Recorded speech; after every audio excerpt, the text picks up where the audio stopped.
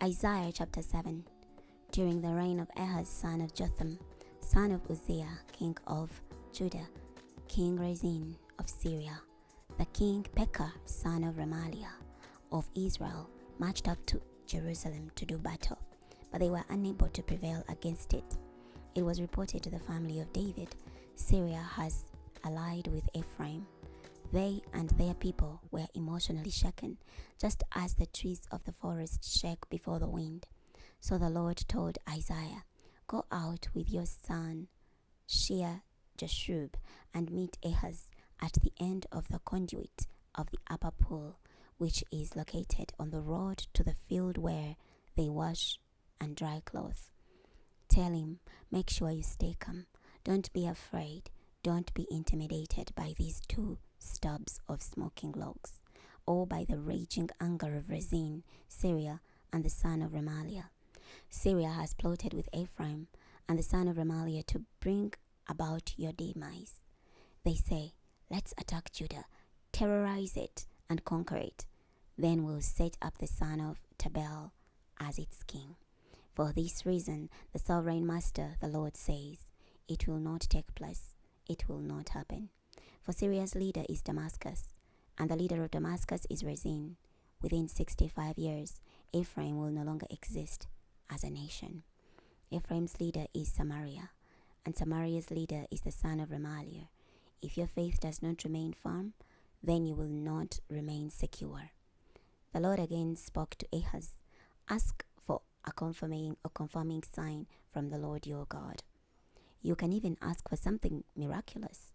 But Ahaz responded, "I don't want to ask. I don't want to put the Lord to a test." So Isaiah replied, "Pay attention, family of David. Do you consider it too insignificant to try the patience of men? Is that why you are also trying the patience of my God? For this reason, the sovereign master himself will give you a confirming sign. Look, this young woman is about to conceive and will give birth to a son. You, young woman, you name him Emmanuel. He will eat sour milk and honey, which will help him know how to reject evil and choose what is right. Here is why this will be so. Before the child knows how to reject evil and choose what is right, the land whose two kings you fear will be desolate. The Lord will bring on you, your people, and your father's family a time unlike any since Ephraim departed from Judah, the king of Assyria. At that time the Lord will whistle for flies from the distant streams of Egypt, and for bees from the land of Assyria. All of them will come and make their home in the ravines between the cliffs, and in the crevices of the cliffs, in all the thorn bushes, and in all the watering holes. At that time the sovereign master will use a razor hired from the banks of the Euphrates River, the king of Assyria, to shave the head and the pubic hair. It will also shave off the beard. At that time a man will keep alive a young cow from the herd and a couple of goats. From the abundance of milk they produce, he will have sour milk for his meals. Indeed, everyone left in the heart of the land will eat sour milk and honey. At that time, every place where there had been 1,000 vines worth 1,000 shekels will be overrun with thorns and briars. With bow and arrow men will hunt there, for the whole land will be covered with thorns and briars. They will stay away from all the hills that were cultivated, for fear of the thorns and briars. Cattle will graze there, and sheep will trample on them." Chapter 8. The Lord told me, "Take a large tablet and inscribe these words on it with an ordinary stylus. Maha-shalal-hash-baz. Then I will summon as my reliable witnesses Uriah the priest and Zechariah son of Jeberechiah." I then had sexual relations with a prophetess. She conceived and gave birth to a son. The Lord told me, "Name him Maher-shalal-hash-baz, for before the child knows how to cry out, 'My father, O my mother,' the wealth of Damascus and the plunder of Samaria will be carried off by the king of Assyria."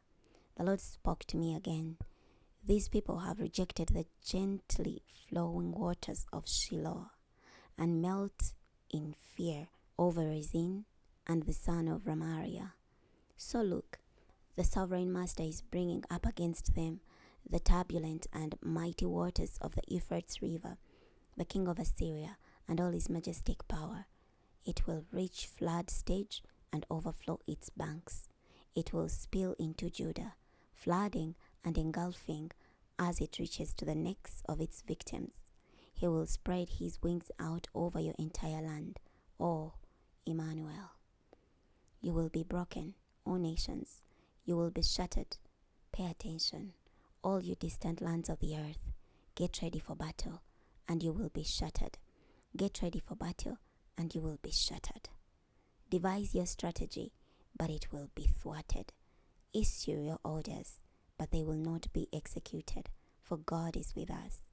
Indeed, this is what the Lord told me. He took hold of me firmly and warned me not to act like these people. Do not say conspiracy every time these people say the word. Don't be afraid of what scares them. Don't be terrified. You must recognize the authority of the Lord who commands armies. He is the one you must respect. He is the one you must fear. He will become a sanctuary, but a stone that makes a person trip, and a rock that makes one stumble. To the two houses of Israel he will become a trap and a snare to the residents of Jerusalem. Many will stumble over the stone and the rock, and will fall and be seriously injured, and will be ensnared and captured. Tie up the scroll as legal evidence. Seal the official record of God's instructions and give it to my followers. I will wait patiently for the Lord, who has rejected the family of Jacob. I will wait for him. Look, I and the sons whom the Lord has given me are reminders and object lessons in Israel, sent from the Lord who commands armies, who lives on Mount Zion. They will say to you, seek oracles at the pits used to conjure up underworld spirits, from the magicians who chop and mutter incantations. Should people not seek oracles from their gods by asking the dead about the destiny of the living? Then you must recall the Lord's instructions and the prophetic testimony of what would happen. Certainly, they say such things because their minds are spiritually darkened. They will pass through the land destitute and starving. Their hunger will make them angry, and they will curse their king and their God as they look upward. When one looks out over the land, he sees distress and darkness, gloom and anxiety, darkness and people forced from the land. We're stopping here today. Next time we're going to start from Isaiah chapter 9. I'll see you then.